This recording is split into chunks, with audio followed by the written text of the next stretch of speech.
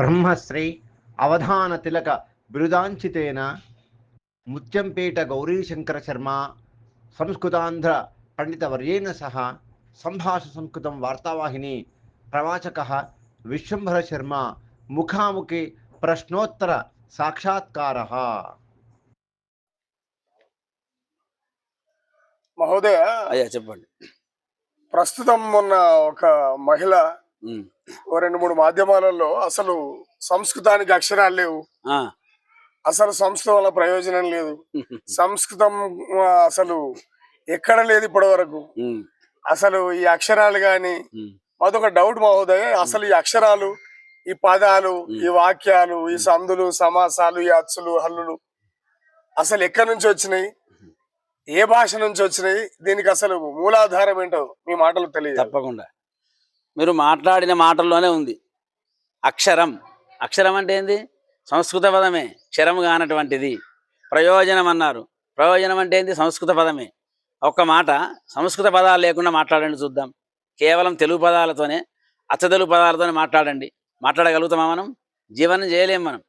మరీ మూల గ్రంథాల్లో ఉన్నటువంటి సంస్కృత పద భూయిష్టమైన పదాలు వాడడం లేదు మనం. నిత్య వ్యవహారికంలో ఉన్నాయి మనకి. జలము, అన్నము, ఆహారము, భోజనము, ఇవన్నీ సంస్కృత పదాలే కదా. ప్రయోజనము, కార్యక్రమము, ఉద్దేశము, ఇటువంటి సంస్కృత పదాలు ఉన్నప్పుడు సంస్కృతం కాదని నువ్వు ఎలా అంటావు? నువ్వు తెలుగు పదాలు ఎందుకైతే? తెలుగు పదాలు, అచ్చతెలుగు పదాలు వేరే ఉన్నాయి.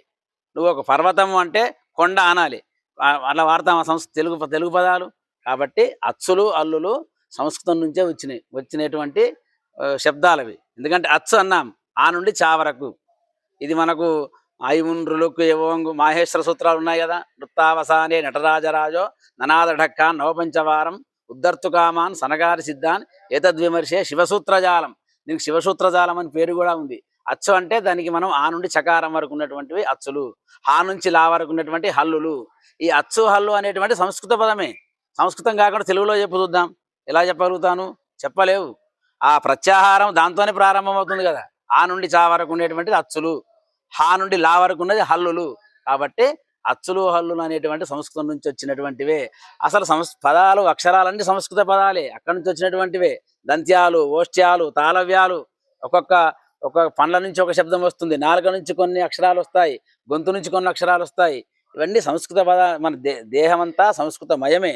కాబట్టి తెలుగు వేరు సంస్కృతం వేరు నేను అనడం లేదు, రెండు ఒకటే. కాకపోతే అచ్చులు హల్లులు అనేటువంటి సంస్కృతం నుంచి వచ్చినటువంటివే. అది దానికి సప్రమాణంగా చెప్తాము, ఎలాంటి సందేహం లేదు దాంట్లో. చాలా అద్భుతంగా చెప్పారు మహోదయ, మీకు ధన్యవాదాలు. తప్పకుండా సంభాషణ సంస్కృత వార్తావాహిని ద్వారా కృతజ్ఞతలు తెలియజేస్తున్నాం. ఈ సంభాషణ సంస్కృతం ద్వారా మీరంతా కూడా వినండి, మీ పిల్లలకు సంస్కృతం నేర్పండి. మన భాషను బతికిద్దాం, మనం బతుకుదాం. మనం బతకాలంటే మన భాష బతకాలి కదా. కాబట్టి సంస్కృతం నేర్పండి, నేర్పించండి. వాగ్భూషణం భూషణం. స్వస్తి.